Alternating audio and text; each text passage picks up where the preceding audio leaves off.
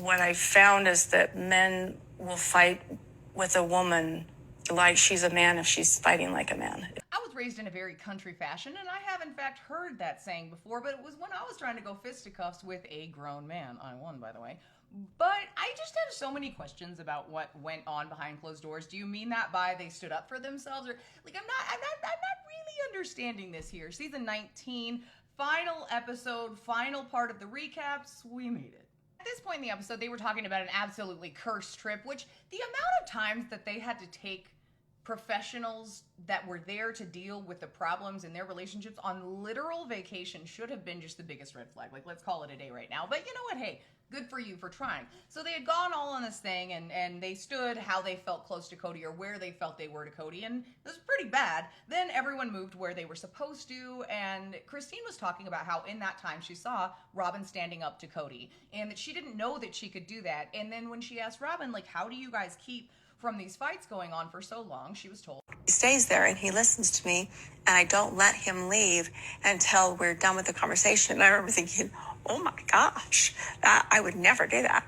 I would argue that forcing you to talk when you don't want to and pressuring you until you do is actually something a man might be capable of. Not to mention communication styles are wildly different among people. Like, for instance, you always hear, well, don't go to bed angry, which for some people that really works. For me personally, this is a sharp situation. You need to let me go to bed or take a minute and have a couple hours, and then we can talk and be nice. But let's be real, gendering this in this context is very strange because, like I mentioned, the only time I've ever heard that saying used is when there's literal, like, physical situations going on. So what? What I found is that men will fight with a woman like she's a man if she's fighting like a man. He does that, and I'm always like, whoa, whoa, whoa, you put your sword away.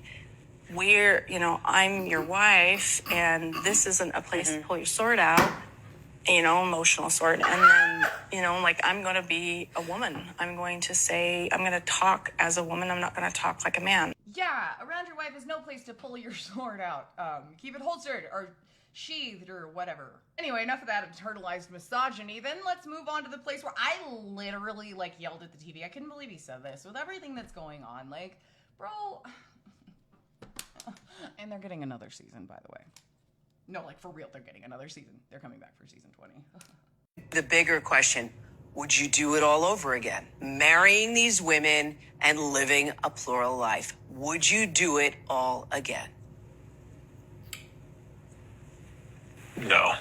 He goes on to say answering that question is a double-edged sword because he would have to wait about 10 years to see if he would go back and do this now. Well, I can give you several reasons that exist now that you should say that you would go back and do it exactly the same. And as someone who's no contact voluntarily from one parent and then the other parent, he took the deadbeat thing so far. He actually died. Oh my God, drama, always doing the most that one. Let me tell you, I would never reinstitute contact if I knew that my dad would have just gone back and not had me anyway, or that was a hard question to answer. Everyone else, when asked if they would go back and do it again, they said yes, but would they do it in the future? No, they're monogamous now. The only one who said she would do it again was Robyn. Said that she would need a burning bush and all this stuff, which is interesting. You know what a burning bush is? But not a sacred cow. We should probably make sure to go every Sunday, just saying. Holdout is Janelle. She said that she would consider polygamy again, depending on the family and what's going on, but that she absolutely plans to date again because she is what she calls an earth mama and loves everything that is earthy, and that includes the snuggles, the drinks, the life. She just wants to live. There were also a lot of jokes about farmersonly.com, but she's pretty clear about that, and I am with you. She's like, I've never been on a dating app and I never plan to be on one. Same. I was not single when those got really popular, and then once I was, that's scary.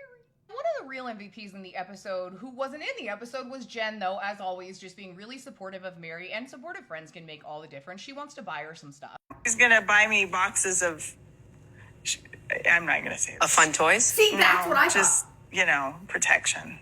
Okay. Because she's like, I will buy you.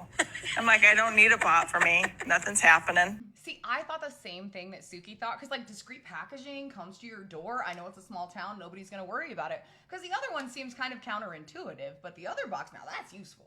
So interesting. Everybody has this idea just because I didn't want to have assembly line kisses with Kody or whatever, that I was ace. I promise you I'm not. I promise you. And the hormones are hell when you're single. But, you know, it's like you just deal with it or whatever. But yeah, no, I suspect that someday down the road, if there's somebody else, then that will be part of it. Okay, I love hearing that you're far from that. No, Because I think a lot of people are curious. No, and I really want to make sure, because it's so wild to me that everybody has assumed. Yeah, me too, because I watch So the show. just trust that I am not. I'm a very sexual, I'm a very earth mama. Ooh. That's so good. And see, these are the things that people actually want to hear, because then Kody comes in acting all poetic or whatever. But I'm just going to play the Garth Brooks clip so you don't have to see him say it again. But they talk about coming back for a tell-all where they're all sitting on the same couches and talking to each other and maybe blah, blah, blah, which is probably a teaser for season 20 that is definitely happening. And I'm wondering if that's going to be the thing at the end. Everyone's like, the way they ended this one.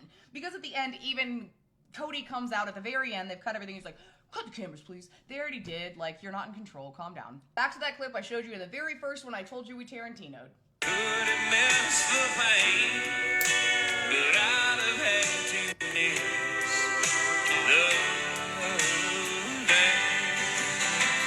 I may do some history videos around this because you guys have been asking for those a lot again lately.